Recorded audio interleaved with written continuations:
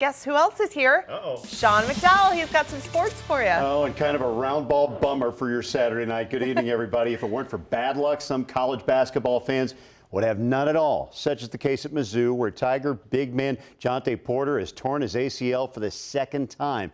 To make matters worse, it's the same knee Porter injured back in October. That injury cost Porter, the sophomore from MU, cost him the entire season. This time around, Porter hurt himself during a rehab session in Colorado. Porter had been projected to be a late first-round pick in the NBA draft. He elected to come back to MU instead of turning pro, and there is no word yet on Porter's plan for treatment for the blown ACL. Basketball is over for the year at Kansas State for Bruce Weber and the guys. They are still smarting after being bounced from the big dance on Friday. UC Irvine knocked off K-State 70-64 in one of the tournament's early upsets. Guard Barry Brown Jr. came up with only 5 against the Anteaters. Forward Dean Wade had to sit with yet another foot injury. K-State also took an early exit from the tournament back in 2017. Obviously, it's a really sad day, mainly because of these guys and Dean Wade to be the last time you have a chance to coach them, to be in the locker room with them. Such a special group, and they've done everything we've asked as players, as people, and they're unbelievable representatives of Kansas State University, and can't be more proud. As for the Jayhawks, their second-round meeting with Auburn is going on right now in Salt Lake City. It's a first-half score, and it doesn't look so good for KU right now. We're still in the first half. Auburn is throwing in threes from the rafters. These guys can't miss right now, and they have a 19-point cushion on KU right now. We'll get you updated a little later on tonight during Fox 4 Sports at 10 o'clock. Meanwhile, baseball. It wasn't so long ago that Royals fans knew what speed do. As spring training winds down, a CBS sports columnist says the Royals might be the fastest team in the majors again.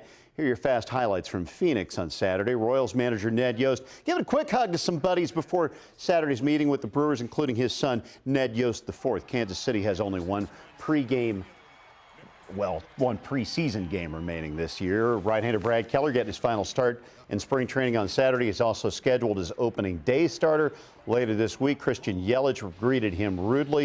It didn't matter in the long run. The Royals won at 6-4 over the Brewer Crew. Keller went 4 1/3, scattering 7, 2 of which were long balls. And the final countdown, if you will, has reached 5. The regular season begins for the Royals on Saturday afternoon against the Pale Hose. The first pitch scheduled for 3:15.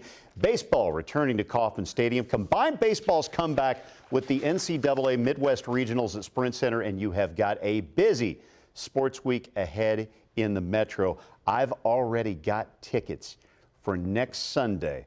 It bears in mind, I'm a Kentucky guy. We're hoping. Sure. Now, let's make a speedy finish with Saturday's action in the NASCAR Cup Series. It's all about steering and brakes this weekend at Martinsville. Joey Logano on the pole for Sunday's STP 500. His lap of 97.8 miles per hour, good enough to start first tomorrow.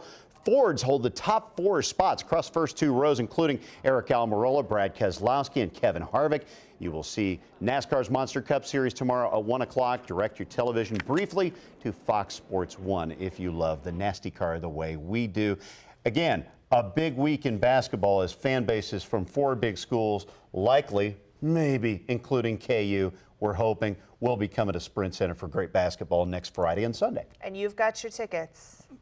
Fingers crossed. Fingers crossed. I'm a Kentucky guy. We all know that. Yeah, Yes. awesome. Thank you. Very good. Thanks, Sean. All right.